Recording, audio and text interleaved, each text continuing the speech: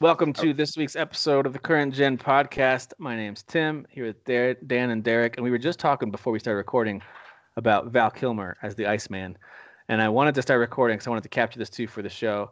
I went down a little bit of a rabbit hole the other night, looking up stuff on Val Kilmer because I saw some news piece about some movie he was in with his daughter, and I Okay, had kind of forgotten about Val Kilmer. Like, where is that guy? What's he doing? sure. Dude went through some crazy throat cancer. Did you know all that? Is that why No. he always looked like his head was kind of Well, like throat cancer is like he more was stung by recent. a bee? Well, no, that had more to do with probably work being done, and he had weight fluctuation and other Okay. health issues. Okay. But the throat cancer thing, I think, was just in the last 3-4 years. Anyway, he can only talk through like one of those throat things now, where it's Oh, like, jeez. like, and they were interviewing him, and he looks like he's on death's door. He looks awful. He says in the interview that he's feeling better, but you can barely understand him. I think he's not that old. He's like 60. I Yeah, think he's right around 60. that sucks. And he's just looking in rough shape, man. And that took me down the rabbit hole of like, what has he been in? I feel like I like Val Kilmer. So I'm looking back and I see just awesome movie after awesome movie. As you go through the late 80s and through most of the 90s, like he was in some really awesome movies. Yeah. And then he kind of fell off a little bit, and I thought of him as a direct to DVD Wesley Snipes, Steven Seagal type. You know what I mean? And maybe that's unfair, but that's just kind of how I viewed him. And then all of a sudden, yeah, he's resurfaced. Apparently, his health is better, so they're not expecting he's not on death's door, but he doesn't look good. He looks and sounds Yeah. very bad. That's But unfortunate. it is, but it does make you appreciate all the good work he did before that. Like it showed him as Iceman, and him and Tom Cruise standing next to each other, and facing off in that locker room. Hmm. And Tom Cruise only looks slightly older now, and Yeah. Val Kilmer looks like a different human being now. It's Yeah. absolutely nuts. Absolutely nuts. It's because Tom Cruise is drinking the blood of all the Scientologists that he sacrifices. Oh, dude, Tom Cruise is So- not human. We know that.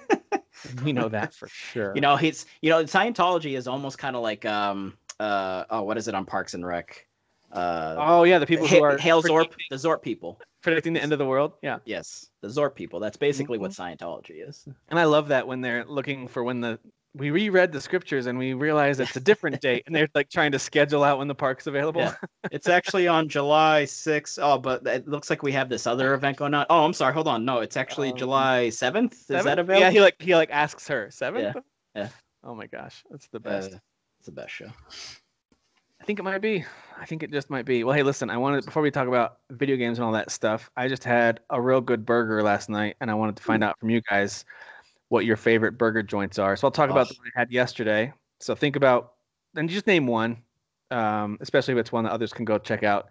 But my favorite place that most folks listening could also go check out, at least right now, has got to be Five Guys. Oh, yeah. I just think they make the best burger. So I went and got a bacon cheeseburger, got it with the works. The only thing I didn't want on it was pickles. I've never been a fan of pickles on burgers. No, Everything else, pickles the grilled onions, the cheese, the bacon, tomato, lettuce, all of it, so good.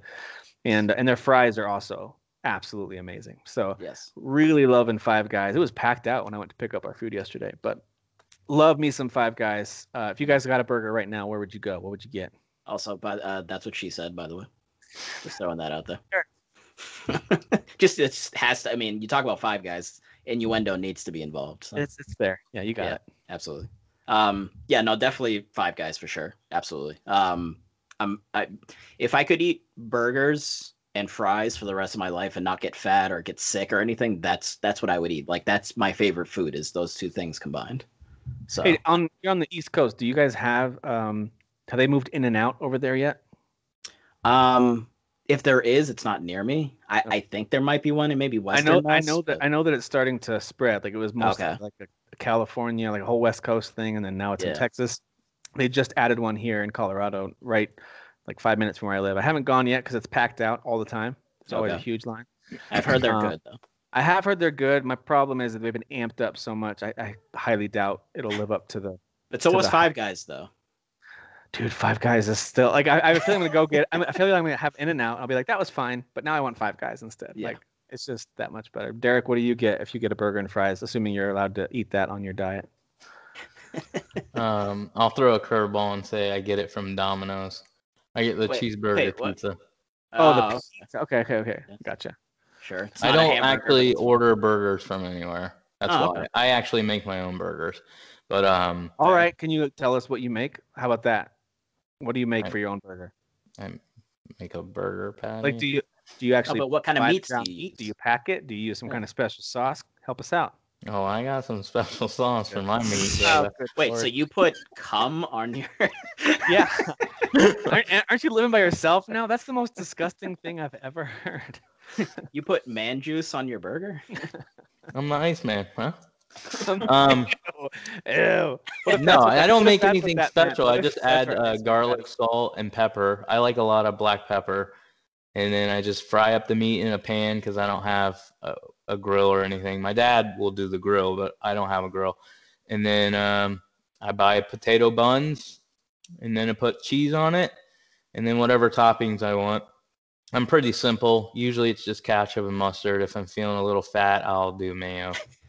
But Feeling I a already little know the fat. burger's fattening enough, so I try Feeling to a little stay on- fat and sassy. I'm feeling Yeah. fat and sassy.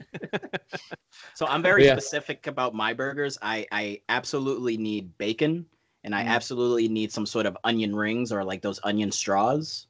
I need those are those good. two things on my burger. Dude, fried onions, yeah. Yeah. They're tasty. Yeah. But if you haven't tried Domino's cheeseburger pizza, it actually is legit good.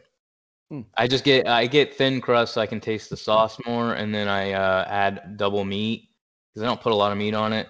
And then it comes with onions and tomatoes, but honestly, I take those off. I'm not a veggie dude. And then the sauce is made out of, I believe, ketchup and mustard. That's what I at least taste. Oh. Wait, the So sauce it doesn't is- sound like it would taste good, but it actually tastes So like it's not a standard pizza sauce, huh? No, Huh. and then they don't use standard cheese either. Like they have their, I think they use like a mozzarella or whatever, but they also use American cheese. So the cheese, like the blends of cheeses they use, really taste good with the sauce. So I like it a lot. That honestly sounds like something that just stoners would eat. Just somebody who's super high would just be like, I need that. Yeah. Yeah. So like True. a single man like me. I mean, if you're Basically. high, I guess. Yeah. You know, I did not expect Domino's to come back as an answer here, but I will throw Domino's a little bit of props. I feel like at one point, this was probably 10 years ago, maybe, they really turned a corner from being an absolute garbage pizza chain where if you just want garbage pizza for super cheap, Domino's is one of those options. But I forget when it was. I want to say it was about 10 years ago where they actually were like, we hear you and we're going to make it better. And they did that whole big marketing campaign around the commercials and everything. Yeah, like we know that this has not tasted good and we're ready to change. Like, and I thought that was great. And that still stuck with me, that whole campaign. And I do think that their pizza is pretty solid. I still prefer there's some local pizza places or like a Papa John's. You know, I still prefer that over Domino's, but it is very good. I'm more Papa Gino's if I'm doing the chains. I like Papa Gino's more. I don't think I have that around here. No, I just do Domino's because it's close, and okay. the cheeseburger pizza is like the first one I've had that I like really like. All their other stuff's like okay. It's not terrible. It's definitely better than what it used to be. But It's just they're pizza, cheap. you know? Like you can get 2 medium pizzas for $6. So if you're looking for something Pretty cheap good. for the kids, I do that. I'll just be like, Either "All that right, or Little Caesars are what we do for the kids. Yeah. Because Little Caesars still has the hot and ready pizzas. I think there's like $5 and they're ready to go. It's like, well, these have been sitting there for a while, but it's just for the kids. So funny. That's how I advertise myself online. Hot and ready. Especially to Sasan. That's gonna be the name of your book that you finally write. Hot and Hot and ready. The Derek Teague story. Somehow I managed. ... Michael Scott. All right, well, listen. Now that I'm super hungry again, even though it's not time for me to eat, that was a bad idea because now I'm starving. But Fine. let's talk about stuff that we're playing and or watching. I know it's that time of year where there's also lots of binging going on with TV shows. I'm of course watching through The Mandalorian, but I am letting some of those episodes build up a little bit. I watched the first 2, I want to say.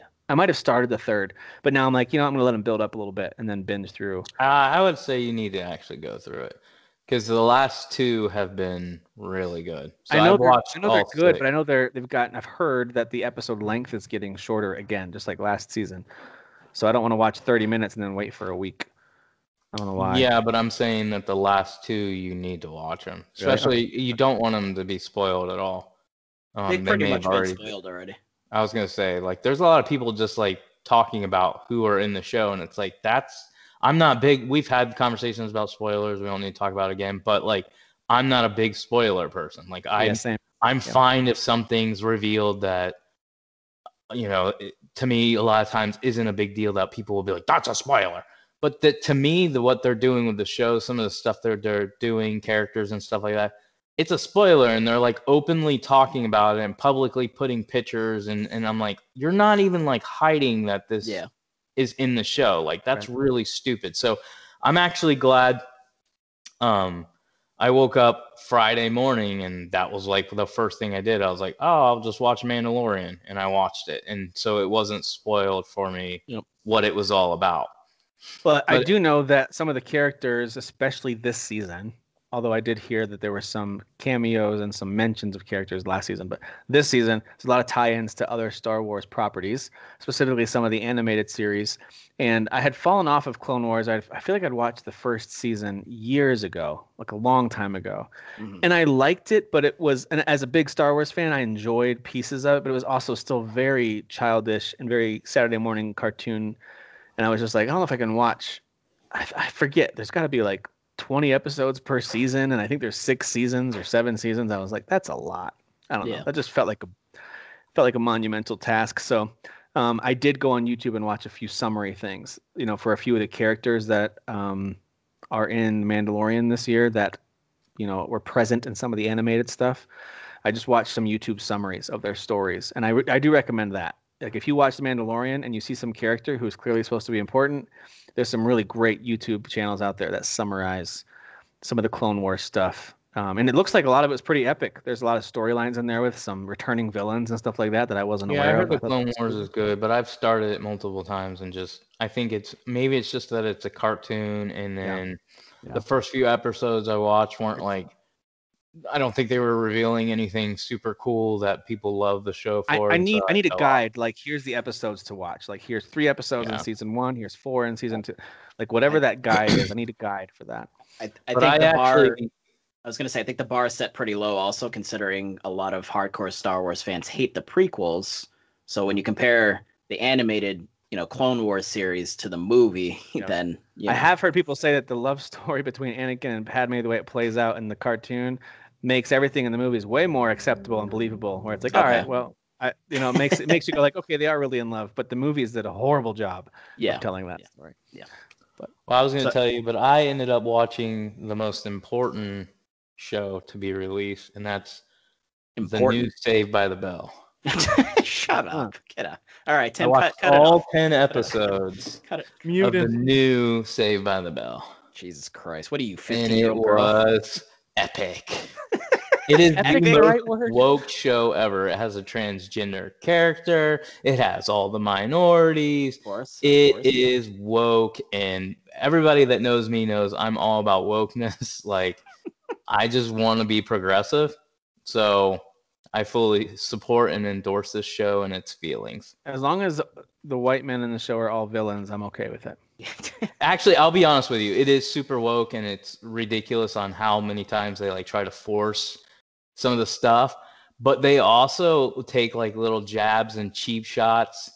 Like, there was one scene like where I think Slater was reading the Bible, and they made a shot about how like that's not allowed in schools or something like that. They were taking a jab at how this book is, even though it's a really good book, it's not allowed in schools and stuff. And I was like, well, at least they're being fair. Like, they're literally being woke in every area. That's not usually an area where people like support Christianity being basically ousted from any public areas. True. So, but I will say this about the show, being serious, I actually enjoyed it. Like, I had a smile on my face the entire time.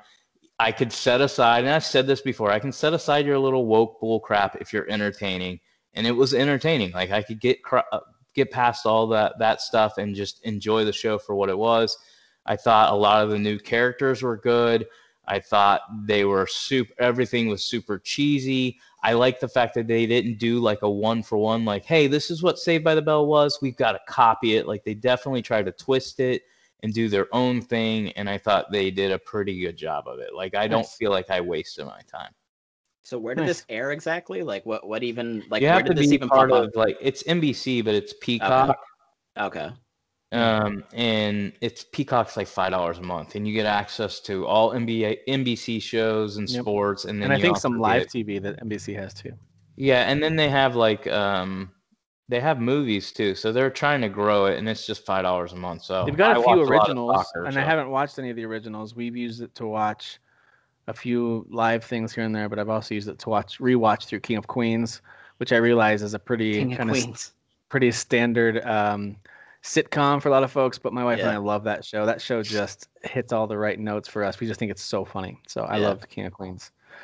And it's not that show doesn't stream anywhere else. We haven't seen King of Queens streaming anywhere else. And Peacock has it, which is cool. Dan, you watching anything? Trying to think.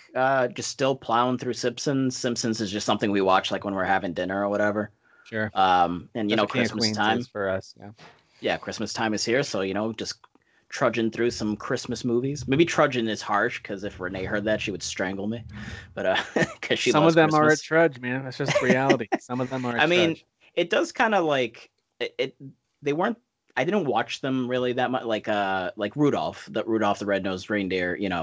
Stop animation. I didn't really watch that when I was younger, but like watching it now, I do kind of get I get those feelings and nostalgia, even though I didn't watch them when I was a kid, because it's just it's just such a product of its time, It's like a nightmare. Never liked that. But I don't know, it just kind of makes you. It does almost kind of make you think when you were a kid. It just brings you back to that time. I don't. Maybe it's just an old man thing, and I'm just getting old. But watching that and like Frosty and stuff, and the voice acting is just so bad. But, oh yeah. And just what were they actually trying to cancel recently? Wasn't that like one of the Charlie Brown Christmas specials or something? Probably.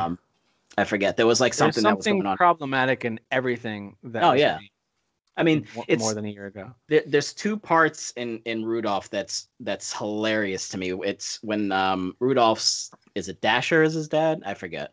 And he goes to look for Rudolph, and he tells his wife because she wants to come along, and he's like, "No, this is man's work." No. That's literally what he said.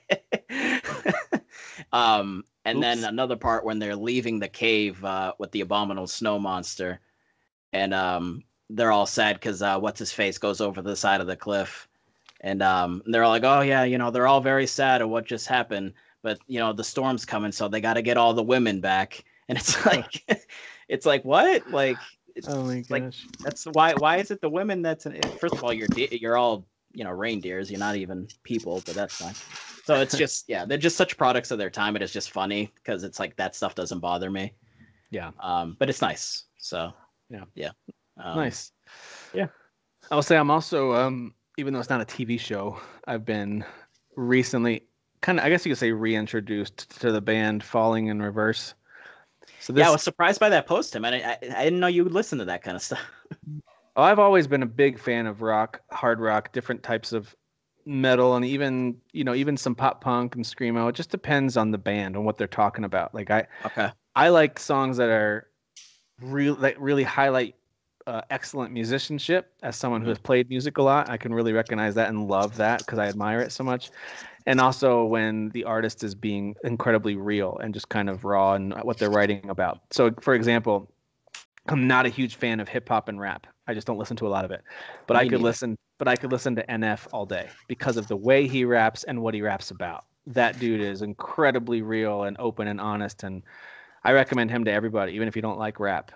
He is absolutely amazing. So this is the same thing with someone like a band like Falling in Reverse, a band that Spotify and Pandora over the years have always recommended to me, based on the fact that I listen to bands like Thrice a lot, or Hands Like Houses.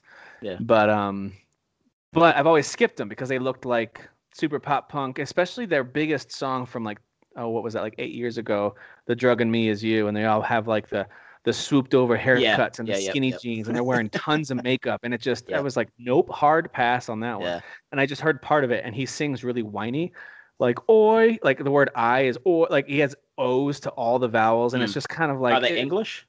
No, but it's just it just kind of bothered me. Okay. So all that to say, I've been recently kind of reintroduced to them because their more recent songs are really interesting, and the videos they're putting out are really interesting. And it's mostly thanks to like a lot of reaction videos. People put out some really interesting reaction videos to them, and they've got 2 new songs specifically, Popular Monster and The Drug and Me is Reimagined. They reimagined that pop punk hit as this like it's like almost like a vampire opera theatrical production with lots of piano and cello, and it's gorgeous. And the dude can sing. I had no idea. I had no idea he could sing like this. And he also raps. He's an amazing, like he's really good at all these different genres. So all that to say, it's really fun when you get into a band that you had written off or hadn't really heard of before. And so I'm really digging them these days. I'm a huge fan of adding orchestral stuff to metal. Same. Like it just adds this like epicness to it that I super love. And I just want to also point out that Jeff is stupid for not liking metal because he's a dumb jerk. Oh, they're screaming and I don't know what they're saying. I hope you're listening, Jeff. You dumb jerk.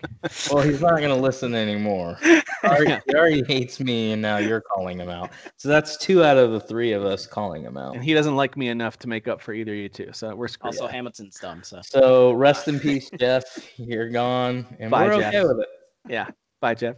Actually, I did want to add that I did start watching Finding Neverland anime. I got my wife watching it with me, so that one's pretty interesting. Oh, I know you guys don't watch anime really, but no, anime. Concept is actually super, super dark. It's these kids that live in an orphanage.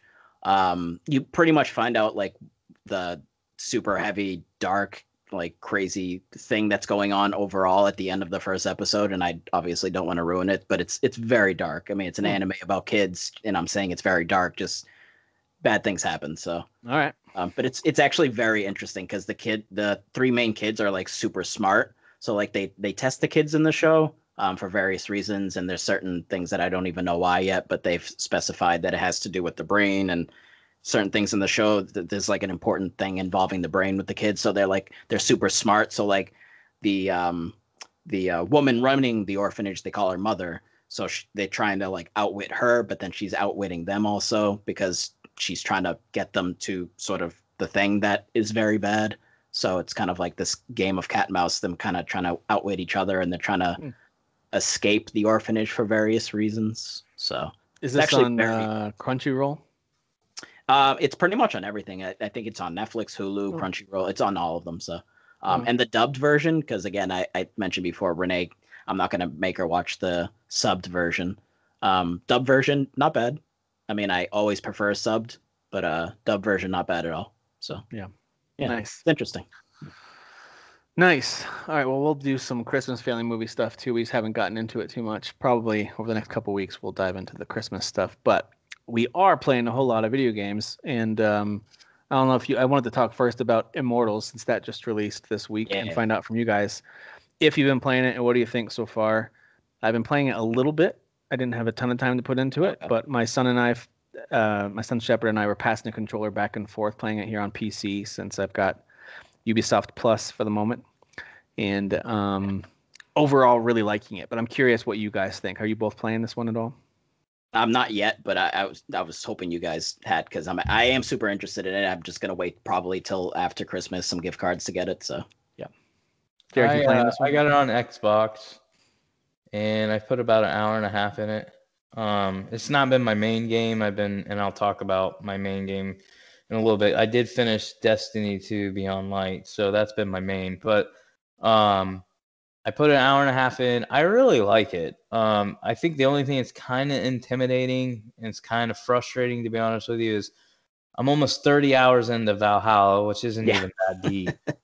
And then I've started this Immortals, and then we've got Thursday, Cyberpunk. So it's like I don't feel like I want to play more than an hour and a half right now. Yeah. But it's not because the game lacks quality. I actually think it's so far more fun than Valhalla as far as combat in the world. The puzzles have been easy in the beginning, but I did, when I stopped at the hour and a half, get to an area where it looks like you have to do like 5 or 6 puzzles to get through a door or something, and I was like, this is brain too much. I'm out. Because anybody knows me knows I'm not a big fan of puzzles. I don't mind if they're simplistic, but if you got to unlock like 4 puzzles to do one thing, I'm like, what? I get confused on where I'm supposed to go, what I'm supposed to do. Yeah. But overall, I think it's a fun game. Like, it's Yeah. absolutely gorgeous. Yes, it looks like Zelda Breath of the Wild. It's got a few systems that borrow from Zelda, but other than that, I'm kind of sick of seeing people say it's a Zelda Breath of the Wild clone. No, it's not. It's not even like close. Certain systems clone pieces of it, right? Like the stamina bar when climbing, taming your mount is a You can lot make like the Zelda food one and was. stuff like that, but like the combat's not even remotely Nope. close. Combat's The Assassin's gear Creed all the way. system is not even remotely close. Yep. The story, the world, as far as like where you're at, not even remotely close. So it's like you can find more things that it's not Zelda Breath of the Wild than you can find, yeah, this is a ripoff of Zelda Breath of the Wild. So Agreed. I think it's just clearly it's people who know nothing about the game that are just looking at pictures and going, this looks like Zelda Breath of the Wild. Well, that's the like aesthetic and it's open world. So obviously people make it sound. It's like with Demon Souls, right? Everyone's like, oh, Demon Souls clone. You know? Genshin Impact doesn't play at all like Zelda Breath of the Wild. Right, exactly. So that's why I have an issue with it, because that's like saying every realistic game looks like Cyberpunk 2077. Like, okay, that's stupid. Yeah, so I agree. What do you think so far about the narration? So the storytelling hook that they use is Zeus and Prometheus talking on top of this mountain where Prometheus is, he's living out his sentence that Zeus gave him for helping the Titans a long time ago. So Prometheus is chained to the mountain, which is part of mythology. It's not a spoiler for this game. That's whatever. Anyway, so Zeus and him are talking. It's very like jokey banter. It reminds me a little bit of the opening of Borderlands, where you've got some narration from, I forget the weapons guy's name. What's his name? With the accent in Borderlands. I forgot his name. But it reminds me of that, where Zeus and Prometheus are talking to each other, and there's Prometheus is trying to tell a very serious epic tale, and Zeus keeps chiming in with his kind of goofy one-liners, and they are actually sometimes make me chuckle, and sometimes it's just kind of like, whatever, it's silly jokes. But I kind of like it. They really set a clear vibe of we're just having fun here. Like that's the vibe that That's what I was gonna say. Like I actually like it a lot, and I said when I played the demo, I didn't expect it going into it, and so it kind of changed the tone of what I thought the game was, and I was like, oh, okay, I don't know if I like this, but as I played it, I was like, oh, okay, these guys are actually funny. This is kind of witty. It changes, like I said, the tone of the actual game. You're not playing a overly serious game. They are still telling you like this cool story about this epic villain and how he's limited the power of the gods and he's looking to take over and destroy everything. And then you're got to use this human or whatever which Zeus doesn't think highly of. And that's kind of the premise is that, was it Prometheus you said? Mm-hmm. Yeah. He's telling this tale of your character that Zeus thinks is a joke. He thinks humans are a joke, they're pathetic, they're weak, and yet he's going to tell this tale of how this human is going to save the gods or whatever this human's going to end up doing. So I thought it was so far executed really well, and I like the fact that they chose to go in this direction because, like I said, because it changes the tone, it makes you feel like you're playing a totally different game than you would be playing in your normal Ubisoft open world style game. Like a lot of people are like, why would they release this like real close to Assassin's Creed? Now, as far as like playing a leveling up open world game, I totally get why you would question their logic in doing that. But as far as tone, like what this game actually is, they're very, very different. Well, this is also like a great option for people who don't want their kids to play something as violent and serious and heavy as Assassin's Creed, which, by the way, is violent. Heads getting cut off and all kinds of stuff. It's crazy. Also, and the tone is very serious. It's a very mature story. But now you've got Immortals where it's very kid friendly. I mean, it's got a little bit of like rated PG type language here and there, but overall really clean and really kid friendly, I think. Also on the Switch. So then you have that option and it's on the Switch, which by most accounts it performs just fine and it looks fine too, because that art style we talked about that last week, how the art style helps it a lot. Yeah. in that vein. It's interesting, Derek, you talked about it coming out right around Valhalla, and then now this week we've got Cyberpunk. It's unfortunate timing for me because I'm interested in all three. It's like I really want to I want to play all three of these. Well, that's why I'm pushing it back till after Christmas, because I mean Cyberpunk's Yeah. coming out Yeah, it's not a bad call. I think this is the kind of game, as a new IP and as a very kid-friendly game, I'm assuming it will sell well. I don't think it's going to be bonkers. Like Assassin's Creed is apparently their best, selling game out of the gate, things like that. So I don't think it's going to compete with their existing IP, but I think it's going to do well enough to hopefully get a sequel in the future. And I think it'll yeah, the reviews are pretty good on it, and I do think it's going to see a decent sale or two early in 2021. So if you're not in a hurry to play it, you could probably wait and grab it for $30-$40, I would guess, in a couple months. So, but I like it. Overall, I'm really enjoying it. I think it's a lot of fun. Derek, you already mentioned that the combat's nothing like Zelda. I agree with that, but the combat is incredibly like Assassin's Creed. It's actually more like Assassin's Creed Odyssey. It's not like Valhalla's combat. It's a lot like Odyssey's combat, and the way that you parry, the way that you attack. But it does have a few unique pieces. Like your light attack is with your sword, and when you hit heavy attack, you pull the giant axe off of your back. So it's a little bit different in that. You're not just hitting harder; you're actually using a different weapon. But a lot of the combos are the same. Actually using it for different reasons too. Like you want to use the heavier attack, which is your heavier weapon, to actually stun your enemies, like break them down. Because some of them, you're barely doing any damage to them or none at all until you break them down. So it's really done well. Like the combat. So they have like a meter. I'm assuming that you have to like break There's down. a stun meter under their health meter that fills up, and you actually have two types of damage on every weapon. You have stun damage and regular damage, and and you can choose to, as you unlock skills. Once you get to the Hall of the Gods, you get all these different things you can unlock. You can change your hairdo or the way your character looks. You can upgrade skills. You can upgrade your weapons. There's lots of upgradable stuff. Again, it's not as deep as a lot of RPGs, but it has a ton of options if you want to go after them. And some of the skills involve, hey, I want to get the special move that does a ton of damage but hardly any stun, or vice versa. I want to stun them. Like that move that everyone saw in all the trailers where they bring the spears up from the ground, and it's this huge uppercut where you fly up in the air. That is mainly a stun move. Does a ton of stun damage, not a ton of health damage. So things like that. There's some layers of, I think, of strategy to the combat. You get a group of enemies, and you can decide if I want to sneak up and do a stealth attack first. You don't really assassinate. It's not an Assassin's Creed, but you can sneak up and get a head start on at least one of the enemies by doing a stealth attack before they all see you. So there is that aspect to it, but for the most part, it's all about jumping into open combat. You can do a lot of bow and arrow stuff, which is fun.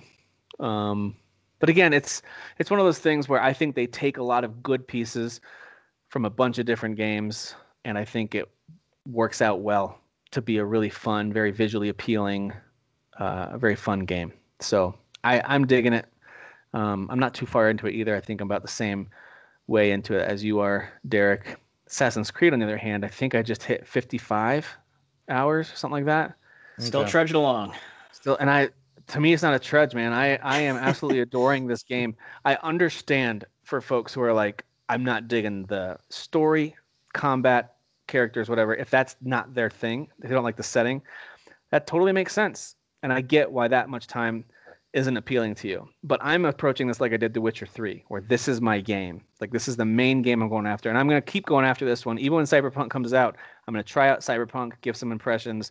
But I want to give that one my full attention when I can. So I want to finish up Assassin's Creed. Because it's my main game. And I am just totally loving it. It is so much fun. I have no problem going after all the little treasures and all that stuff. I love upgrading things. But Derek's mentioned this already, and that is some of the upgrade stuff, some of the treasures, he's not seeing the value in it personally as he's playing. He doesn't find that it's that rewarding for him. And that totally makes sense. I love it. I love all the side stories. I actually find leveling up to be quite easy. If you go after the blue glowing marks on the map, you can very quickly add skill points and get your power level up, because those are typically anywhere from just a minute or two conversation, and you get skill points. You get a bunch of XP, which give you skill points.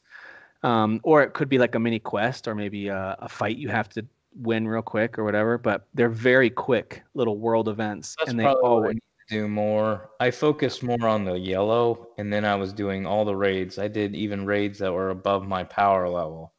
And then I was like, okay, every single main quest I've done is done. Everything is now, you need to level up your camp and you need to build this for this lady, which I ended up building it for her. But I'm like, I don't have anywhere to raid. I don't have anywhere to go. What the heck are you wanting me to do? I'm wondering if you got stuck kind of like how I got stuck, because did you forget to go to is it Radvi, or how do you say her name? Ranvi. Did you keep going to her, or did you forget to go to her? Where basically you're establishing the alliances with all sort of the neighboring. I did like 2 alliances. I think I have to go back to her or something. Yeah. Yeah, you gotta go back to her. Well, even after you turn in, you close out that quest, you then have to talk to her again to decide where's the next area we're gonna go after, and then you get a new quest line that opens. That's where that will be what I need to do then. Yeah. Here's the thing. I like the game. I don't like the fact that I felt like I was getting stuck. But the main thing which will not change based off quest, I don't like the combat. Like, I don't think it's terrible, but I liked Odyssey and Origins way better. Like, I feel like the combat in this game sucks. Like, anytime I block, I can't move. And then if I do dual wielding weapons, yes, you're OP offensively, but you can easily get hit and stunned and knocked down and all that stuff if you don't have any way of blocking. So that I don't like to do. I'm not dying a lot, so I don't want to hear stupid people saying get good. I'm not dying. I'm saying it's not You're fun. just not having fun with the fighting. I don't like the combat. I like to be able to. It's just like Demon Souls and Dark Souls and all that. If I put my shield up, I can still move. My character does not move. He just It's like the show, Last Kingdom. When you put your shield up, you stand still. Like, that's what the Vikings do. They don't like move. And so I don't really like this because I'm not in an army. It's just me and I can't move. I'm like, I can just either block, parry, or swing, and I don't like. Yeah, it sounds like you either need to try some other weapon types, although you have tried dual wielding, which is good. I have a spear that I'm using right now that I'm really digging. That brings me back to some of the Odyssey kind of fast-paced action that I remember. But I will say this, if you unlock more adrenaline points on that skill chart, I would advise people to just go online and look for a map, because it's so stupid that they use a fog of war on their skill map. I think that's really dumb, because I want to be able to see and plan out how I want to level up, and they should just let you see it. I don't know why they hide it from you. Anyway, get all the adrenaline points you can get, because as long as you go collect those books of knowledge and you really upgrade your abilities, those, to me at least, this is just my personal opinion, you guys might not like it as much, that helps add so much flavor, and in some cases helps you have easy mode for certain battles. It adds so much to the combat, whether it's calling in your wolf for an attack or doing some kind of crazy. I just got this bum rush move where you tackle them and you just start. It's called like Rage of the Viking or something. Yeah. That kind of stuff to me makes the combat feel really visceral and really real and really cool. Like, I'm really digging it. Is it as complex as what you had in Origins and Odyssey? I don't know, maybe not, but I'm enjoying it just as much. And I don't know why. I don't know if maybe I'm allowing things that I should criticize to slide. That's very possible because I'm just enjoying the overall vibe of the game so much. But I'm really enjoying every battle that I've been in. So go ahead. No, I was just because Derek, you said you unlocked the dual wielding. Was it the two-handed dual wielding you unlocked, or? No, I'm actually on track to get that one, but I'm just doing regular dual. So I just unlocked that, and it's absurd. Yeah. I have this two-handed claymore in one hand, and then I have this two-handed Dane axe in the other. And she has one in each hand, and you basically do this whirlwind move with the if you hold down the parry button, you do like a certain attack depending on what weapons you have. Yeah, like if you have a spear, you'll do this charge and then try to throw them aside. So if you're dual wielding two-handed weapons, she basically just like spins around like a tornado and just mows down dudes. It's crazy. And this particular axe I found, I think it has like a additional fire damage or something, because the first time I did it, like I mowed down like 6 dudes and they just set on fire randomly. I was like, did I hit something? Like what even happened? How did they even set on fire? Like, that's awesome. Yeah, but it was actually pretty amazing. So by the way, if you're an Amazon, I think it's Amazon Prime Am I thinking of the right thing? I think it's Amazon Prime. You can unlock an armor set that's already maxed out to like mythical level, and you'll get a Oh, spear and a shield. You can wait. activate that. It's just free How do you content. is that on the Ubisoft Club or? Yeah, it was something I connected with Amazon. I just had to connect my Amazon and Ubisoft accounts, and it was called. Okay. I'm blanking out what it's called. It starts with a C, but it's just an armor set and a horse Okay. and a spear and a shield, which is weird to give you a spear and a shield because you can't use a shield while holding a spear, but whatever. Um, Anyway, I also went back to Norway, which I had skipped a ton of Norway stuff when I first did the Okay. opening of the game, and I kind of went straight to England, and I left a lot of Norway for later. And I recently have gone back to explore, and there's some really awesome stuff and incredible mountains and stuff there. But again, it's not for everybody. But like if you're trying to do all the hunts for the guy who wants to give you runes and everything for different hunts, that's where you get Yeah. polar bear fur and things like that. Okay. For that. Anyway, I'm very much loving it. In the same way that I know some people didn't love The Witcher because the combat just didn't vibe with them, or maybe it was too sprawling and there's too much to go see. Yeah. All those descriptions for me are like, yeah, that's what makes it great. Like I love how sprawling it is and how much there is to see. I love that Sometimes there's tons to do. I love sometimes getting it in the just boat. connects or it doesn't, you know? I love getting in the boat and heading down the river. And even when you don't see the red axes crossed, there's still plenty of places to raid. There's lots of Yeah. places to raid that aren't marked on your map. Yeah. So you can kind of raid as you go, which I've done a few times. So yeah, I just hit power level. I'm just under power level 200. And yeah, I'm right at this point. I'm kind of ready to let me go ahead and get through the story because I have a feeling that my plans to just try out Cyberpunk are going to turn into getting hooked on Cyberpunk, and I don't want to leave AC Valhalla unfinished. But Yeah. but it is what it is. I'm really digging it. It's right up there with my favorite games of this year. But we'll get to that next month. So, all right, anything else you guys are playing that you wanted to highlight? I know we've talked about AC for a few weeks in a row, but it is such a freaking huge game. It's worth touching on each week just to make sure that we either still like it, don't like it, what we do or don't like about it. By the way, just to be really clear, this is not a perfect game. I have a good amount of glitches that are hilarious. Yeah. There's some weird stuff that happens with the water sometimes, Mm. or with climbing where it's like, well, I obviously was trying to climb there. Why did the game make me jump off the edge or whatever? Like there's still That's just some always of that. been an Assassin's Creed thing.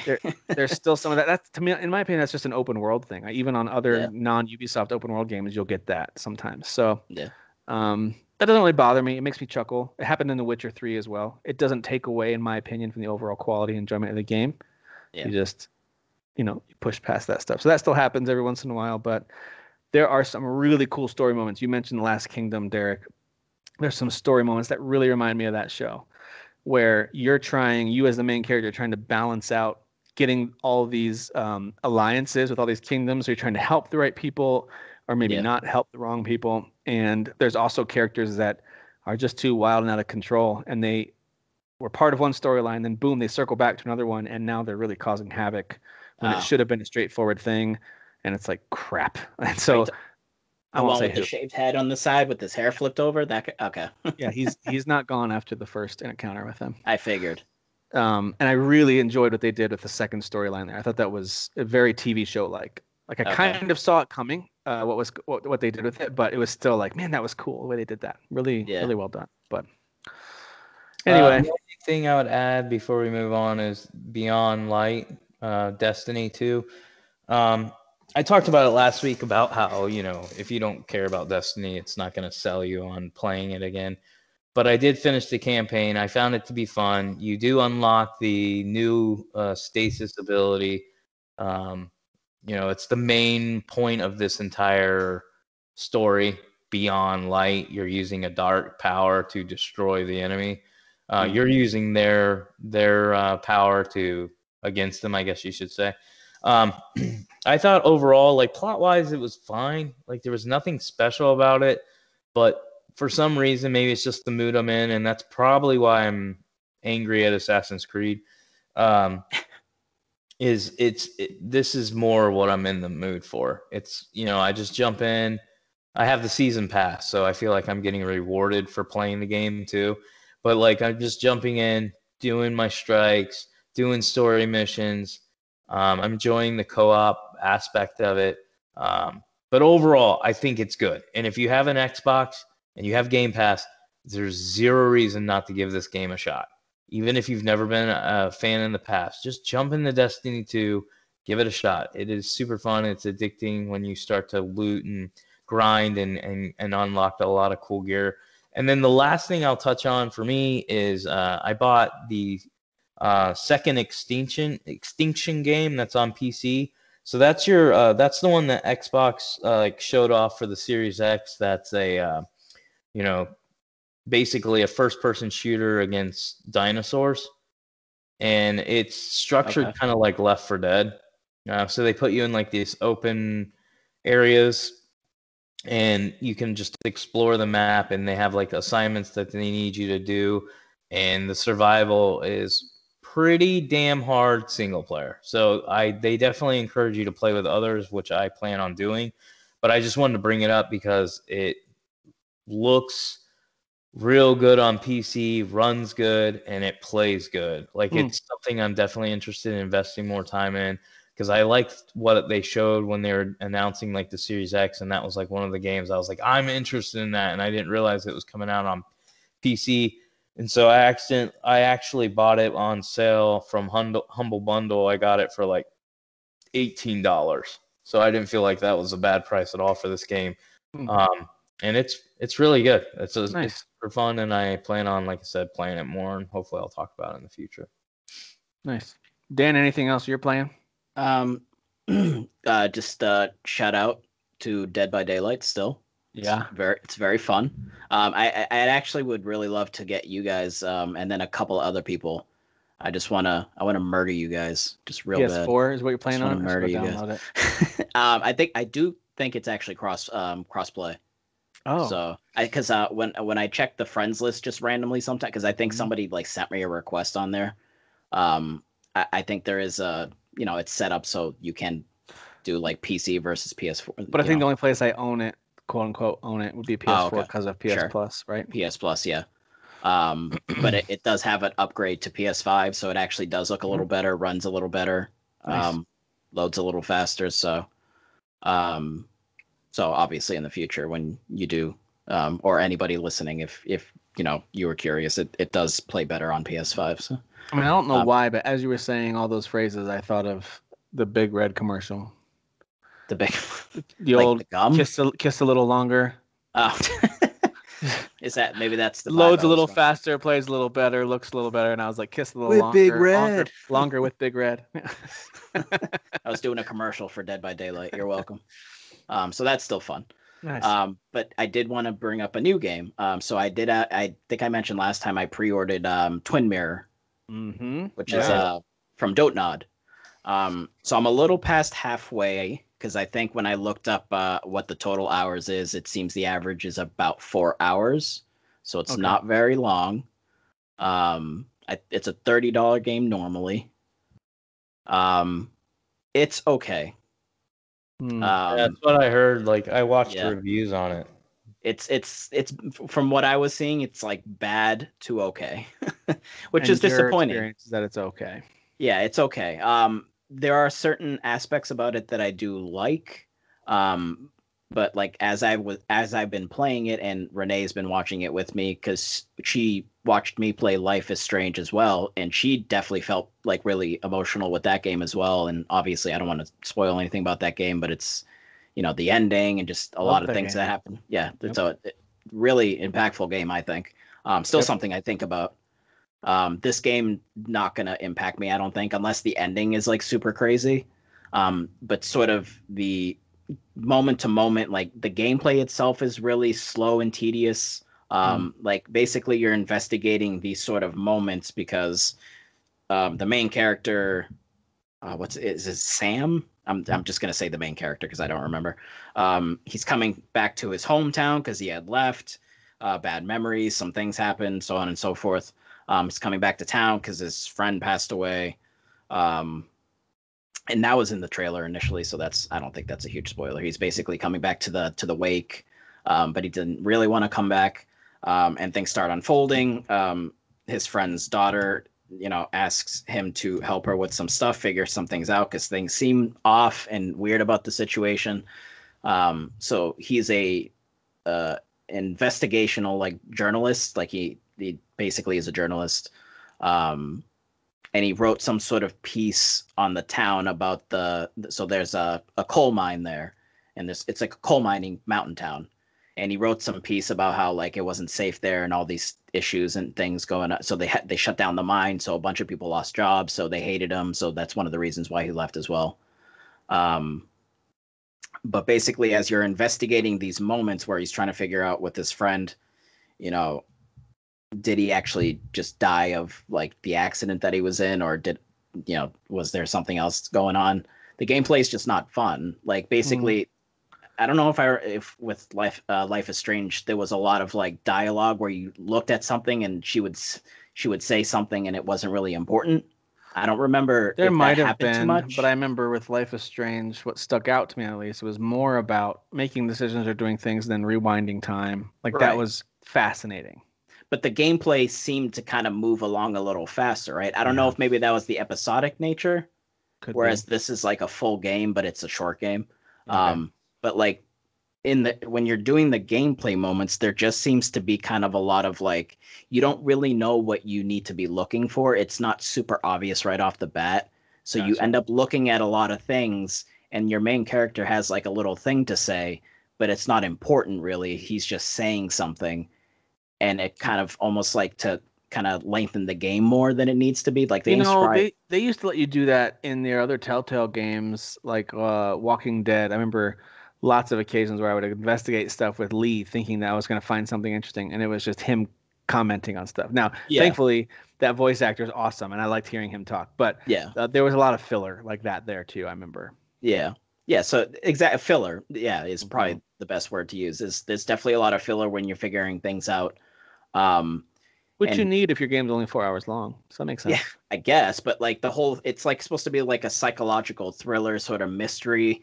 And like the mystery parts, like if they just kind of condensed it where you were focusing more on the mystery part, to kind of just fixating more on that than the actual like kind of all just the random things in the environment. And he's like, oh yeah, I remember that thing. And just kind of a random memory about some object that's there that he sees. Like that's not super important. Like I get some people think that's interesting because it makes it feel more realistic, like you're in the world, but it's just not done super well here. Yeah.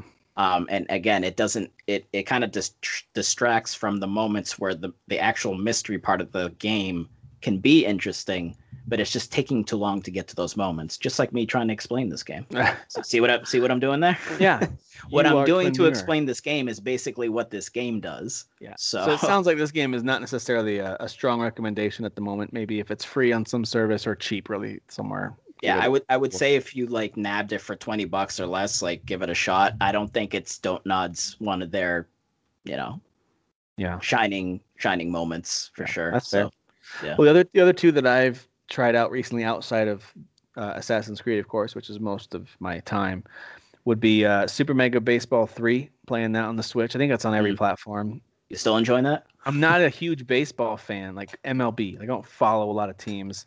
I have a general understanding usually of who's good and who's not each season. I'll watch the playoffs, but I don't really get into Major League Baseball. But Super Mega Baseball 3 is, of course, since they're not MLB The Show, they don't have the license for MLB teams. So it's all fake teams, fake players.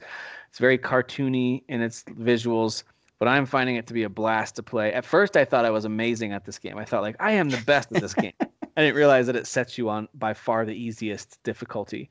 Sure. So I was like hitting home runs every 3 at bats. Like I won this one game like 47-0, and I was like, this is hilarious. Yeah. I'm on steroids, just getting homers. Then I changed there's like essentially a 100-point scale called your ego, and you can set your ego to whatever you want, and then that'll be your difficulty. So I moved it up to medium, and now all of a sudden the game's a little more competitive. Still a little easy, so I think I need to go just above medium, and then that's probably where it will even out. And that's when pitchers start really mixing up their pitches, and it's harder to tell what they're going to do. But it's fun. It's a really fun baseball sim game. I'm enjoying it. So nice.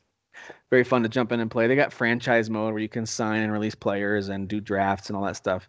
But again, it's all fake. So it's fake. If you don't mind, if you're like me and you're not a huge fan of MLB, you just kind of like the sport of baseball and think this could be fun. Yeah. There you go. Give it a whirl. But of course, if you like the MLB and want real teams, real players, you got to get yourself a PlayStation console. Go play MLB over there. But the other thing that I tried out is they have a demo out for Ghost Runner on Steam, and so I think it was on Steam, and so I tried that. Ghost Runner, I think, is on every platform. That game is fascinating, man. It is. The demo lets you play through essentially like 2.5, because there's 2 levels and then like a training level. And whatever, like 30 minutes to an hour is about how long it might take you to get through that. It is basically Mirror's Edge, but way more fun and super violent. Well, you got like a katana, right? And you're just like wall running and on slash and stuff. So, but keep in mind, this is a parkour game. The idea is move fast, move quick, don't get hit. So think the same concept of like a super hot where one hit kills you, but it quick reloads to a very recent checkpoint. They seem to be pretty generous with the checkpoints, and the idea is it's very action packed and violent, and you got to move quick, but you also need to kind of plan out your path. You might do it a few times and then figure out, oh, there's a guy behind this corner. Okay, this time I'm going to go this way. So it's a little strategic as well. You plan out your path once you learn the environment a little bit, and then you go through it. I thought it was cool. I thought it was really stylish. It's that cyberpunk setting, and there's some kind of mysterious AI, it seems, that's trying to help you, but also maybe manipulate you. I can't tell. So the story seems like it could be interesting if you really dig in deep to it. The gameplay's pretty fun, but it is one hit kill. Like, you can't get hit at all. There's probably upgrades where you can take more hits, but for the most part, it's not a game where you like take cover and then pop out and shoot. It's not that kind of game. Yeah. You have to run as fast as you can and try to quickly slice them before they shoot you, because everyone has really good aim in this game. So if you stay still, you'll get shot. Like, you have to keep moving. So I thought it was cool. I mean, it looks cool. Yeah, I thought it was cool. It's got a lot of style to it.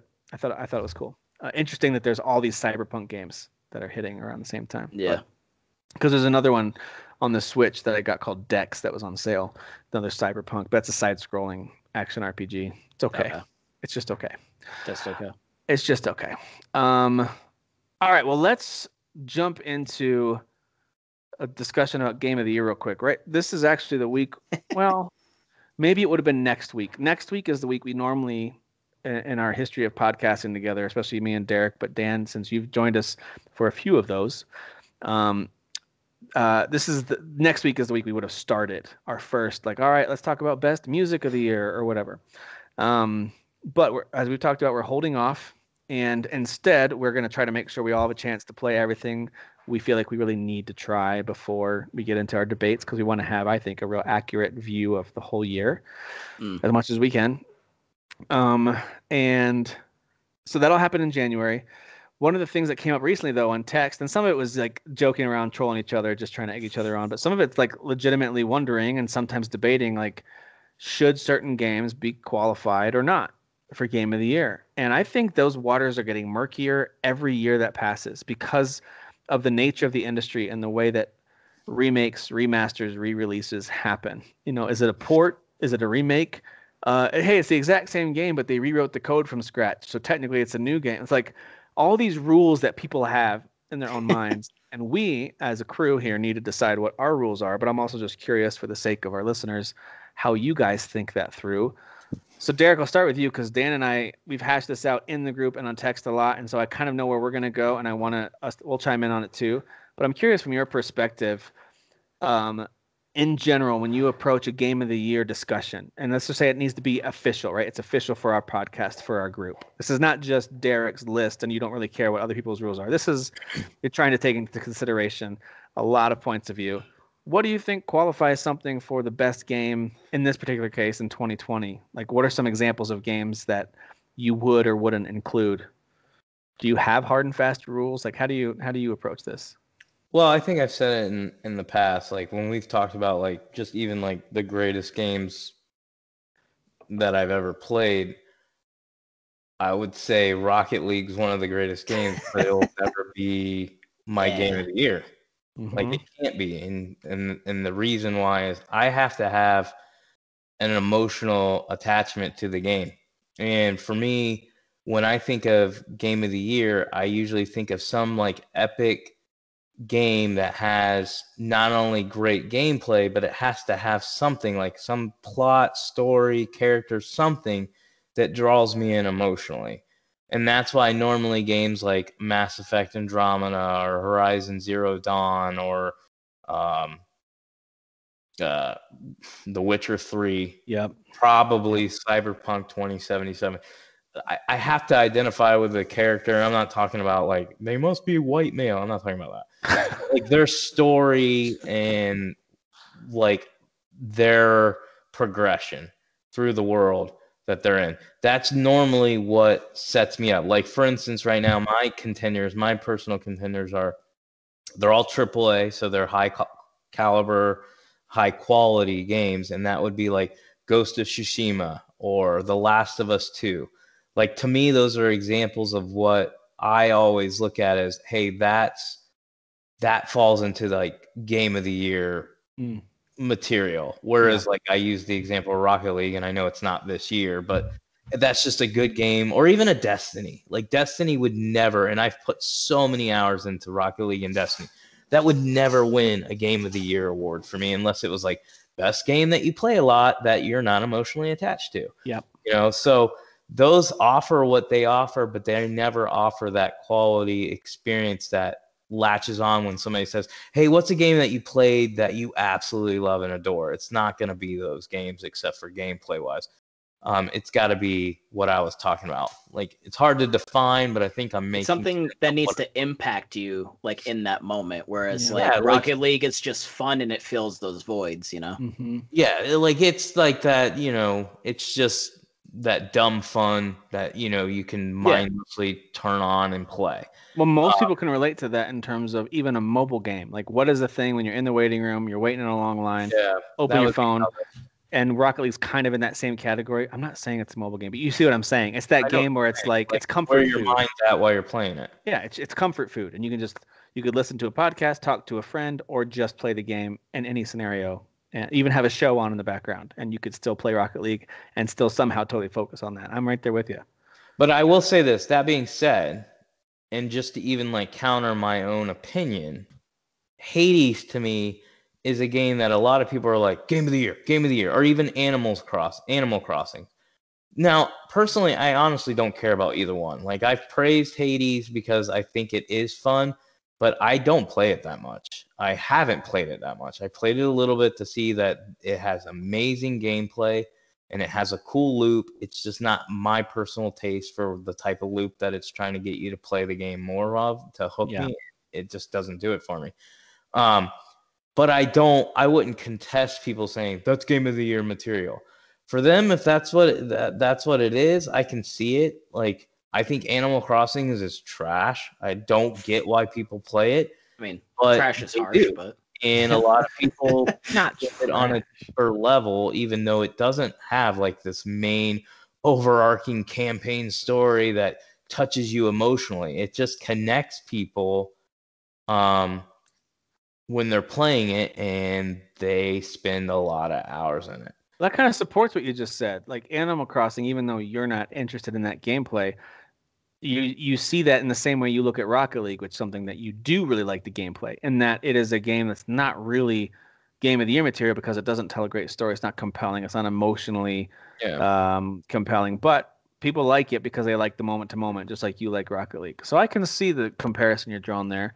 But more specifically, what about you just played through Destiny Beyond Light, Destiny 2 Beyond Light. Yeah. And that's probably a bad example because that is very clearly DLC add-on content to an existing game. But how do you approach whether or not you want to consider a re-release, remaster, remake, definitive edition, some version of that for Game of the Year? And where do you recommend? This is us also talking about it as a crew, getting ready to make our own rules.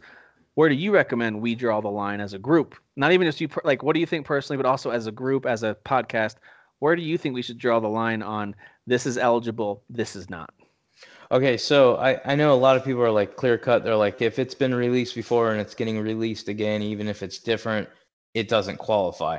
I don't fall into that category because I think games like Resident Evil 2, play completely different. So I'm focusing on gameplay than the original. Mm-hmm. Now, does the story stay the same? Yeah, but I'm not playing what they gave me like 20 years ago. Like, it's completely different experience. Yeah. So if somebody wanted to vote like a Resident Evil 2 remake as a game of the year for them, like it's the first time they've ever played it, it's that special to them, I wouldn't fight them on it.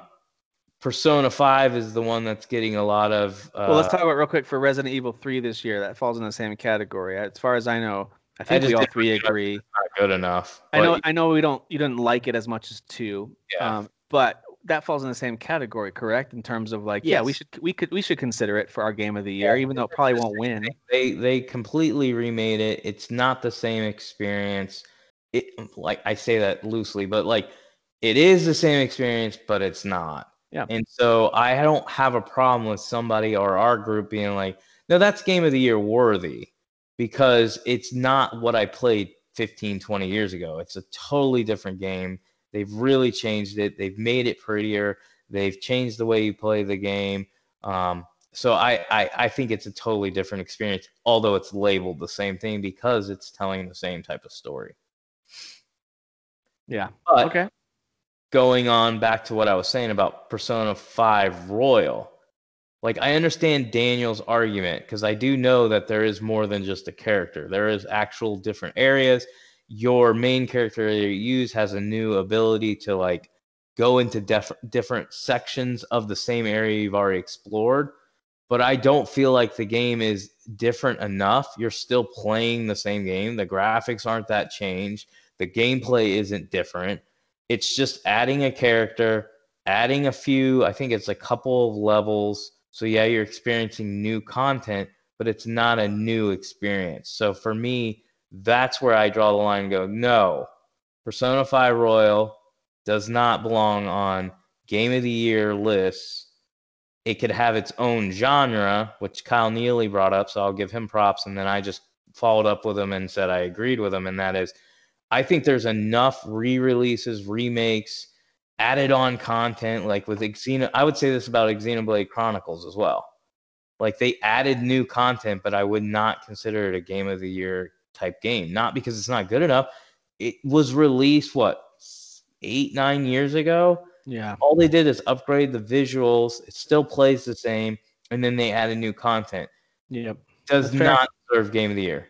Yeah, that's fair. It should be in its own list of best re-release, remaster, remake of the year. That would be the list that I would put those games. And you could even throw a Resident Evil 3 or Resident Evil 2 in there, and then you could eliminate it from Game of the Year. It's still getting props, but for me, that's where I draw like a hard line of, no, you've not done enough to change the experience that it shouldn't be up for another award.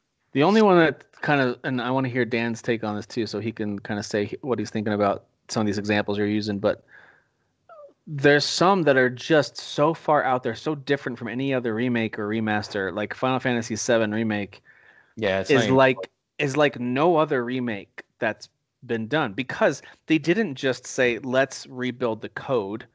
They changed what the game is. Everything from even the way certain characters behave. Some of the dialogue is the same, but they added new dialogue. Some of the story beats are the same, but they changed some of the story beats. And the entire gameplay experience is different. It's nothing potentially close. Even more than that, Tim. Not to cross into spoilers, but it's potentially even more than that. You're right. Yeah. So you're right. And it very well could be more of a spin-off or alternate version. Whatever. I get that. All that to say, I feel like we can all agree something like Final Fantasy VII Remake is an exception. That is 100% a no-brainer, brand new game for 2020. But there's not many games like that.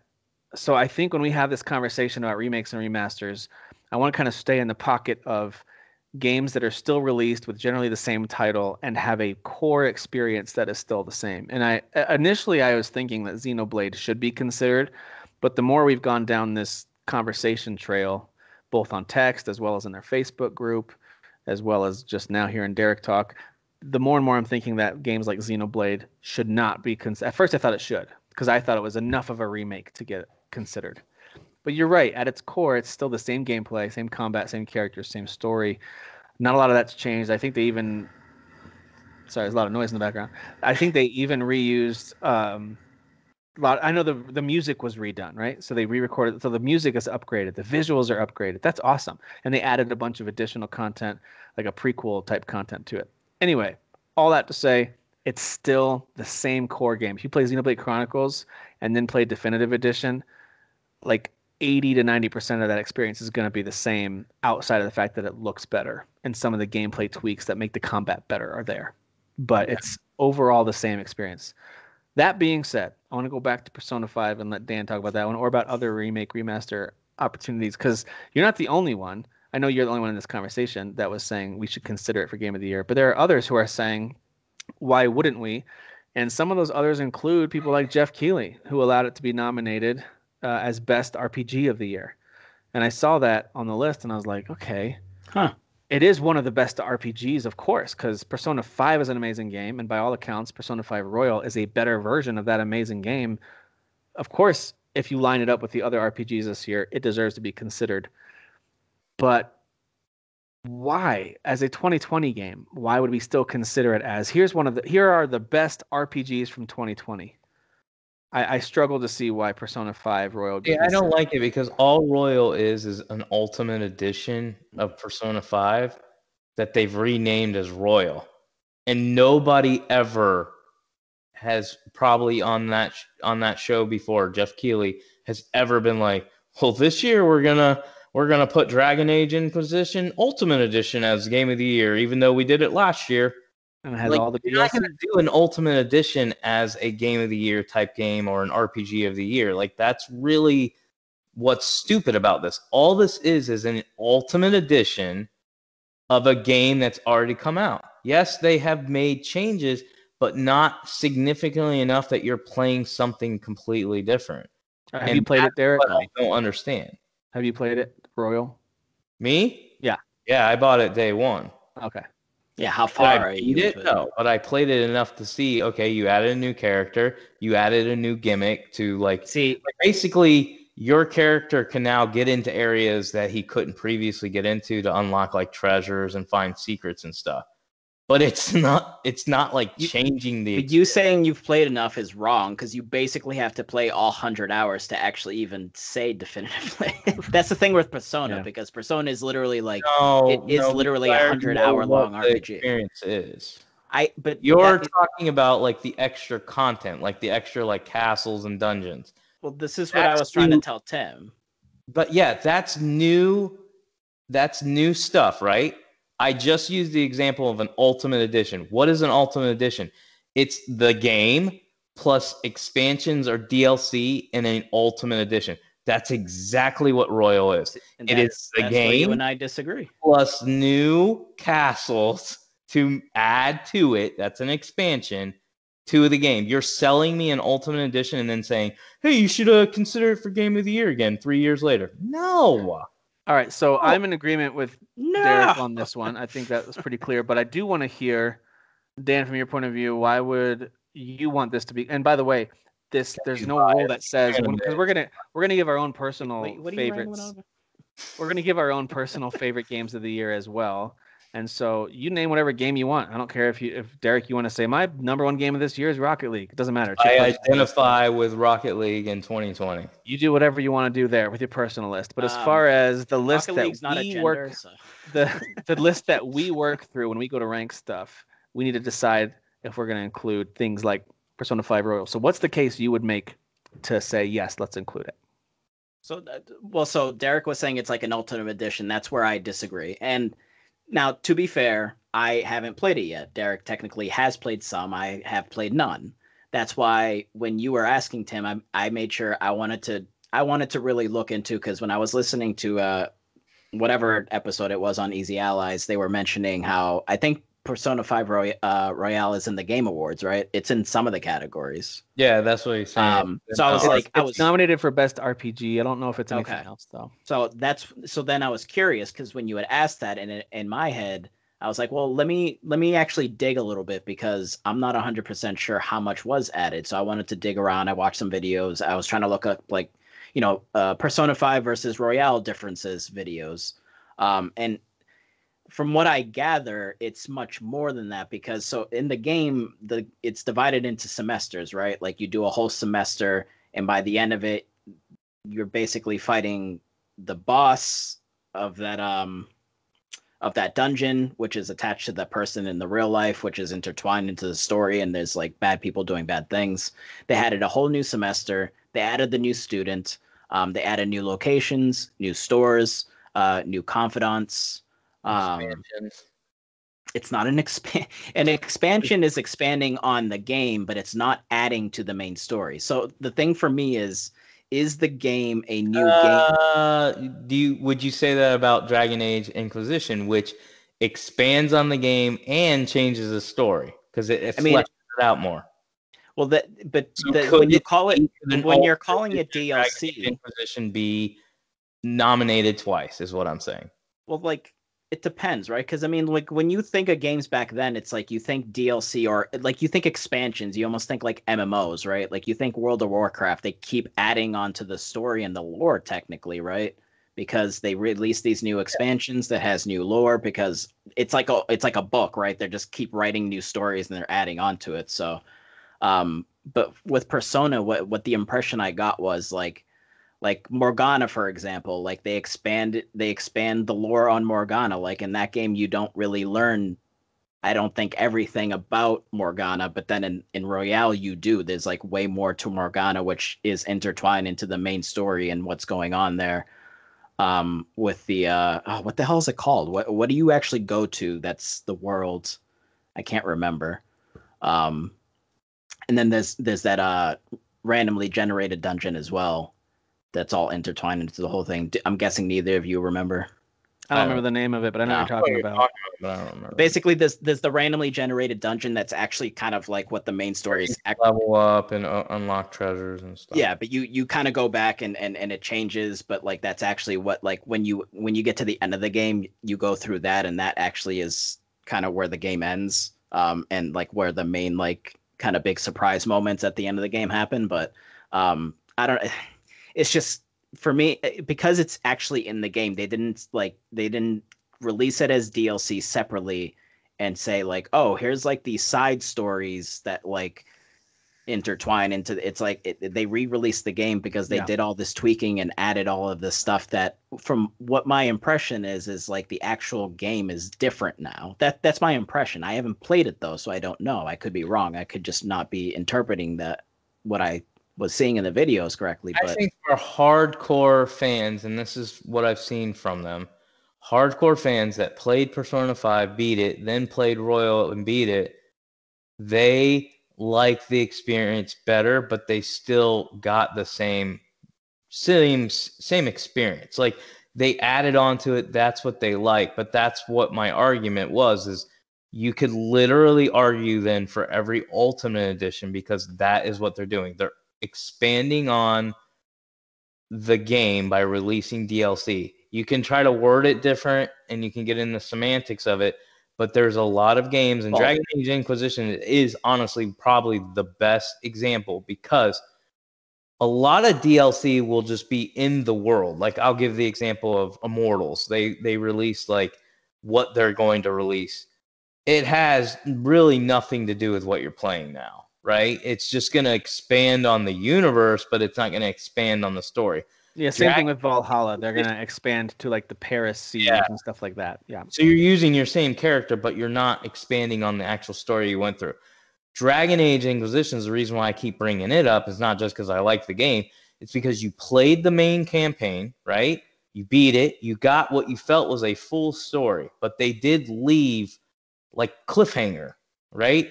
Then they released DLC, and one of them in particular expanded on the actual base story. Yeah, what's his face? The bald dude. It fleshed out this certain character. I'm not going to reveal it because that's a big reason why the game is a must play. But it fleshed out his motives, why he did everything. It deserved to be in the game.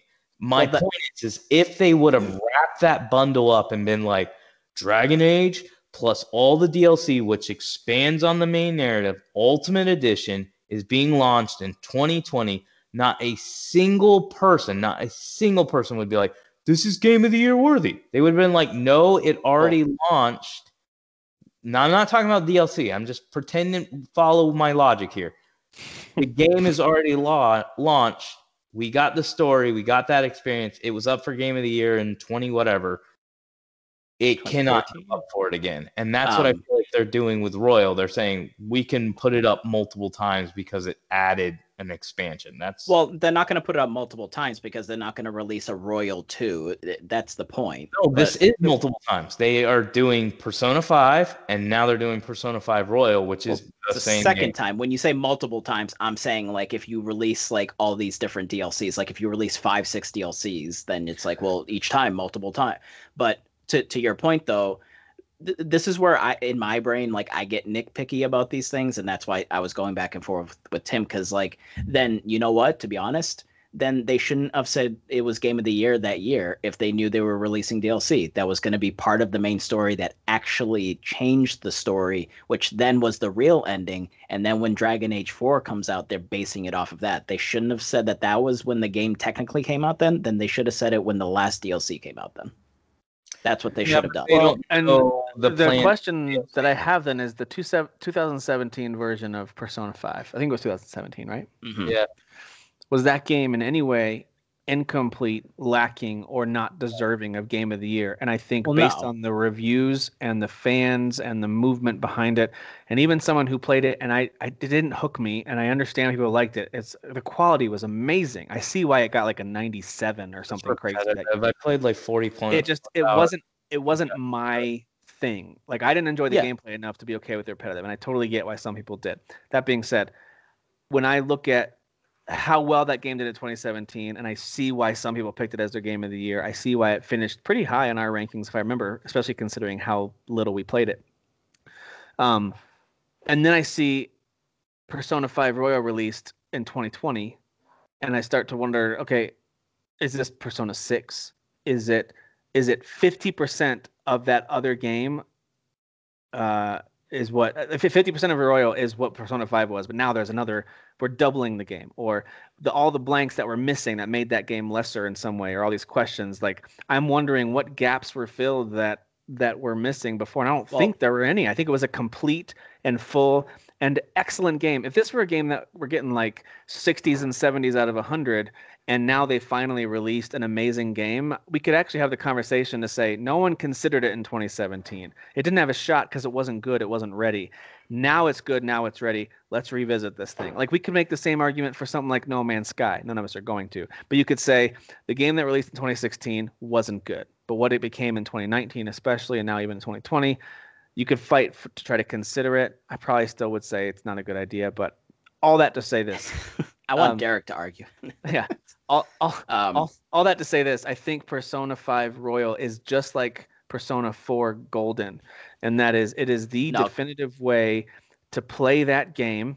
Maybe they added more than Golden did. Yeah, they definitely. But if you were to look at an outline of the plot points and the characters and the overall gameplay mechanics, the visuals that were used, if you want to be the person who says it must be rewritten code, like some people use that rule, whatever. I don't think it checks any of those boxes. I think it's the same general story with now new insights and add-ons. It's the same general list of characters with additional characters added, but still the same characters. It's the same arc. It's not like all the characters in Persona 5 Royal have experienced Persona 5, and this is continuing it. That's not what this is. This isn't a Yakuza Like a Dragon. You're playing the same game. It's the same game. That's why, like, at the end of the day, we just concede it because, like, the bottom line is none of us have finished Persona 5 Royale, so we can't really say. We're just so all of mine is. I joked about this too. Like, it's all secondhand. So I did a lot of Googling on this, like both from quote unquote reputable sources like GameSpot and IGN and places like that, but also just looking through general comment threads on Reddit and places like that just to see what are general fans and folks who are playing this saying about it. They could be totally lying, but from the folks who are saying I've played both and I've played enough of Royal to know it's because this argument, by the way, isn't just us. There's lots of debate around should it be considered, and there are folks who are saying huge fan, it's not a different game. There are folks who are saying huge fan, it's like a totally different game. So I do see both sides of it. No, Well, then there you go. Argument is, well, we didn't play it, we don't know. Yes, but my logic is not like made up. Like, No, but what I'm saying is even Tim is saying that there's some people saying it is a different game though. So, but there that's are fine. Some fans who are saying that. They're like, if you read, most of the people that are saying that, they're like, Persona 5 is the greatest thing ever, and this adds on to it, makes it better. But they are still saying that it's the same thing. If no one's explaining what the differences are, then obviously I'm not going to take what they're saying into account. So that their opinions don't matter. The thing for me. What about the explanations that do explain that the differences are new dungeons and castles, a new character, another gameplay addition or two, but generally, again, same core gameplay, same turn-based strategy. For me, it's really at the end of the day, is the story being updated, changed, etc.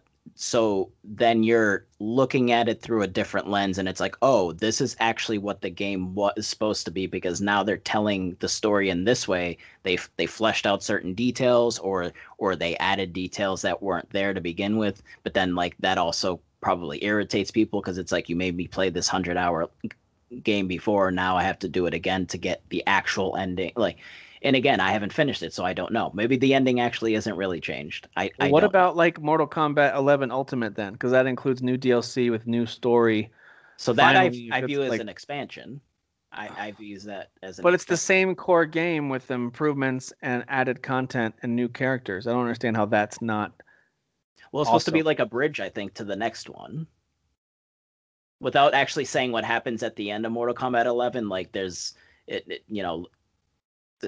there's a certain character at the end where like things happen to this character that certainly hasn't happened in previous Mortal Kombats, and then some other characters show up, and it seems like it's going to be whatever the next story is going to be. Well, so I only bring that up because the Game Awards also nominated Street Fighter V Champion Edition and Mortal Kombat 11 Ultimate for I best think they fighting just game. needed fighting games. I don't think they had the fighting games this year. Yeah. So they are sticking with that logic of like, hey, if it's to Derek's point, ultimate version, new version, combined version, champion edition, whatever, then we might consider it, especially if we're struggling to get enough nominees. We could throw this one in there. So I'm looking at a few different ways. One of them is I want to be consistent. So like if saying no to Persona 5 Royal also means saying no to like a Xenoblade Chronicles Definitive, which I at first thought we should include, but the more we're talking, the more I'm like, no, we definitely shouldn't include it, because all the logic that I'm thinking through, that I'm starting to kind of align with, would also exclude that game. I'm not sure there's any others on the fringe, but that's what Derek said earlier. We have a category that's the best re-release / remaster. I don't want to, and we can't put Final Fantasy VII in there. But that's the thing. I don't think remakes. Yeah, I don't think remakes should count in that, because, and again, Final Fantasy VII Remake has set the bar for what a remake can be. So like, I don't think you can compare 7 Remake and like Xenoblade Chronicles. You can't. This isn't black and white. You really do have to look at it case by case. And that's why I fought against Persona 5 Royal. It has nothing to do with dislike. I played over 40 hours of Persona 5. I always go back to it. I really think it's a high quality game, but I will never ever say that Royal is a brand new experience. No, I get it. You hate anime and you're a jerk. Oh my gosh. It adds on, but it's not brand new. And then I mean, you don't know that, but I'm just saying. I do know that. I mean, but you finished the game. I will shut up.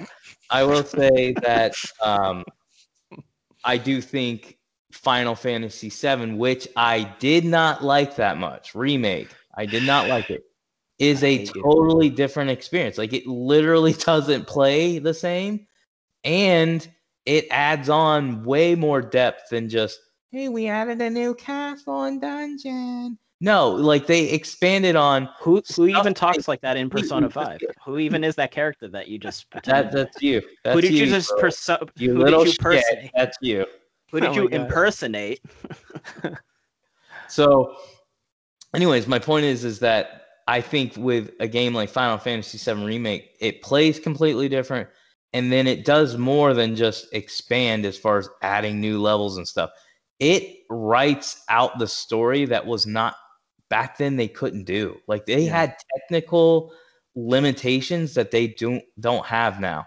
Persona 5 cannot argue that. In 2017, technical limitations stopped us from adding this character in these 2 dungeons. Shut up. It's All not right, then, about Derek, just like technical limitations, though. It's Your not. mom's a technical limitation. Oh my gosh! But What does Derek, that let me mean? throw that What back does at that you. mean? Then why? Then what should we do with Demon Souls? Yeah, And if we is that again, also? if we go to the argument from the people who say it's rewritten code from scratch, so it's a no-brainer. I don't think it is a no-brainer because No. from what I have seen, it is a much prettier version of the same game. Demon Now Souls you've played it. not the game of the year for me. It's a new I, game as somebody who visually. just went back and played the 2000, what is it, 13, whatever it is, Yeah. whenever it came out, I just went and played the original a couple months ago. The new one looks prettier and like feels better. I'm not going to say plays better, feels better, but it's literally the same game. Same game. Same experience. No new dungeons. No. So you used the word a few times that I think I'm starting to agree with. And this is disturbing that I'm agreeing with you so much. But you keep using I this don't word like this at all. experience, and I think the word experience is kind of. I think you've both kind of said this. It's hard to really draw a hard and fast line that we have to stick to because it's going to be a little different for every case.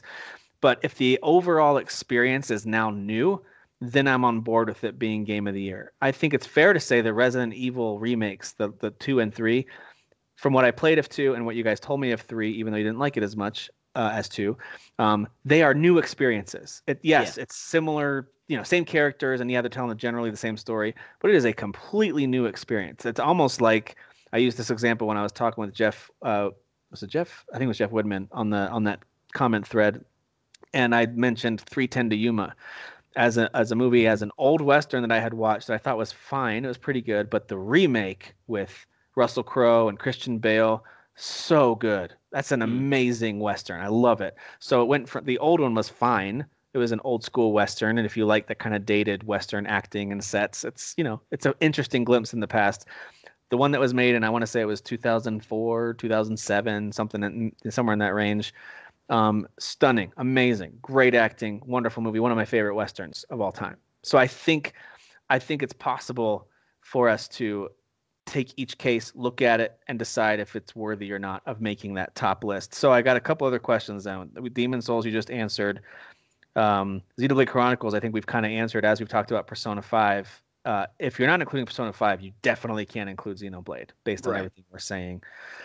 Tony Hawk 1 and 2, is that pretty obviously not being included, right? I mean, the way you flip kick is just so much better. Why do you have to do these voices? Yeah, just talk like a normal boy. Talk like a normal boy. The way I do my I'm a real boy. 2020. Totally gnarly 900. No, it can't be. It can't be. I thought they were fun and they looked cool and they definitely upgraded a lot of stuff, but it's still generally, if you played the old ones, you quit. It's a lot of like they cleaned up the experience, which I is would a imagine it plays better, like it controls tighter. It does play better, yes. Yeah. But another one thing if they added new levels and or new whatever you want to call it, like levels, yeah, sure. It's like if they added new levels and like new new skaters, new maybe then it's like a new game. And there are a few, but for the most part, it's just fine-tuned. Yeah. Generally, how you do combos and how you get points and how it all works, it's all the same. It's just tweaked and improved. This one also feels like a no-brainer, and like Tony Hawk felt like a no-brainer to say no to. This one feels like a no-brainer to say yes to, and that's Spider-Man Miles Morales. That's an obvious yes, right? Yeah, absolutely. Even though people are saying it's more of a spin-off and more of a glorified DLC than a full sequel, I feel like just with Uncharted Lost Legacy, it is a completely new experience. Yeah. And it tells a brand new story. It's telling a story front to back, its own story. So I mean, if they could have called it Spider-Man 2, and they probably shouldn't have unless they added a lot more to it, but they could have called it that because it's not Spider-Man reimagined. It's a totally new Spider-Man game. I'm fine with that one, even though I was one of them that felt like it's just an expansion on the first one as far as like they didn't make it as long and make it clearly a sequel style format. I still think if somebody wants to vote it as their game of the year, I would call them stupid, but they could do it. RE3, we already kind of talked about how that's included. And that's really all the ones that are worth talking through. So it is literally a sequel, though, by the way. What is? Just so you know. I mean, Miles Morales is literally a sequel to the first one. It's exactly. Just, You're right. That's what I'm saying. Like it's not called Spider-Man 2, but it continues the story of the first Spider-Man game. Anyway, same thing with Lost Legacy. I mean, that was also technically a sequel, even though it wasn't an official numbered entry. I mean, we allow short indie games to be nominated. Like it could be a 6-hour experience, but that's why I didn't fight against it, is because even though I'm like, it's a shorter experience, clearly it's just expanding on what they created to kind of connect what I think they're going to do in the second one. Yeah. Like the official second one. That's just me guessing that's what that is. Yeah. It's still a full experience. It tells a full Miles Morales story just in a shorter way, and it can be game of the year. It ends on a cliffhanger. Like it continues, like it grabs something from the. That was so emotional. All right, well, I want to close out this episode with asking you guys for a couple of predictions. The first prediction I want us each to make is let's guess the Metacritic average for Cyberpunk 2077. Oh, okay. By the time we record next weekend and we get ready to give our impressions of that game, if we get on Metacritic at that moment. What? Oh, gosh. So you have to dock it at least 20 points right out of the gate because it's Games Media. I saw in that woke group. Now that I'm back to being Matthew Red, I'm back into what's good gaming, and there was literally a post condemning Cyberpunk for being transphobic. Yeah, although we have a group member who said that they've actually got some friends who are trans gamers, and they're pumped for this game because of how inclusive and open-minded it actually is. Just because it doesn't check all the boxes for every group. Anyway, whatever. Okay, so I want to make a prediction. When we record next week, let's get on Metacritic. We'll check the highest, because it's going to be rated on multiple systems, of course, multiple consoles. What will be the highest? You don't have to guess what console, but what number will come out for Cyberpunk 2077? Derek, you first. What do you think? 91. 91? Dan, what do you think? I was going to say 90. All right, I'm going to be a little more pessimistic. I'm going to say the average will come out like at an 84. Ooh. Okay. So that's, in all those cases, that means being right, just because I feel like the more and more games media expands, the harder it is for games to stay above 90, because there's so many woke people that are like, this is a 4 out of 10. No, it's not. You're just All right, the other prediction I want you guys to make, because the Game Awards are this week, so when we talk next, we'll probably just do a brief run through of who won what award. But who do you think will win Game of the Year of these nominees that are up for the award? Doom Eternal, Final Fantasy VII, Ghost of Tsushima, Hades, Animal Crossing, Last of Us Part 2. Who will win Game of the Year at the Game Awards on Thursday? I think it will be The Last of Us 2. I think Animal Crossings will be second, but The Last of Us 2. Well, is there a second? I mean, we won't know, but yeah. We won't know, but I think in the voting it will be second. Okay. Dan, what do you think? And this is not what you want to win. We know what that answer is. This is who do you think they'll name the winner? It should always and forever be Final Fantasy VII, but I think it'll be like a Walking Dead situation. I think Hades actually will win, to be honest. I think potentially Hades is definitely going to win. He's going to win a bunch of other awards. I don't know. Walking Dead won that 1 year. So, and it's an indie game, an episodic indie game. So my initial thought on this was, well, of course, it's going to be Last of Us Part 2. It's just like this critically acclaimed whatever. And there was enough people who didn't like Ghost of Tsushima. They didn't like certain aspects of it. That I don't think that one would win. And same with Doom Eternal. Final Fantasy VII Remake had enough detractors that even though I love it, and it's right up there at the top of my Game of the Year list, it's fighting for some of those top spots for me. There were enough people that didn't like it. I think it comes down between Hades and Animal Crossing, weirdly enough. I think those are just universally loved. Yeah. Think about the people that are voting on this. So I actually think it's going to be Hades. I think that's going to win it. And it also allows them to not have some controversy between Sony studios and stuff. They get to, I don't know.